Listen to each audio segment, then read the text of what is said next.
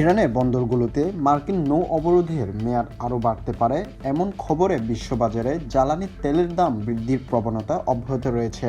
মার্কিন president Donald Trump তার সহযোগীদের অবরোধ দীর্ঘায়িত করার প্রস্তুতি নিতে নির্দেশ দিয়েছেন বলে বিভিন্ন আন্তর্জাতিক সংবাদ মাধ্যমে প্রতিবেদন প্রকাশিত হয়েছে। মঙ্গলবার 28 এপ্রিল শেষ দিকে মার্কিন কর্মকর্তাদের বরাতে দ্য ওয়াল স্ট্রিট জার্নাল এই তথ্য নিশ্চিত করেছে। প্রতিবেদনে বলা হয়েছে, ইরানের অর্থনীতি ও তেল রপ্তানির উপর চাপ বজায় রাখতে দেশটির বন্দরগুলোতে জাহাজ চলাচল বন্ধ রাখার মেয়াদ বৃদ্ধির সিদ্ধান্ত নিয়েছেন ট্রাম্প।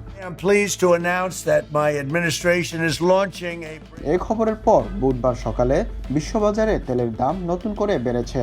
আন্তর্জাতিক বাজারে জ্বালানি তেল ব্রেন্ট ক্রুডের দাম টানা 8 দিন ধরে বেড়েছে।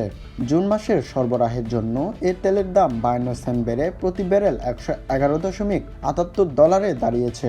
জুনের চুক্তির মেয়াদ এই সপ্তাহে শেষ হওয়ায় জুলাই মাসের সরবরাহের আগাম দামও 0.4% বেড়ে $104.84 হয়েছে।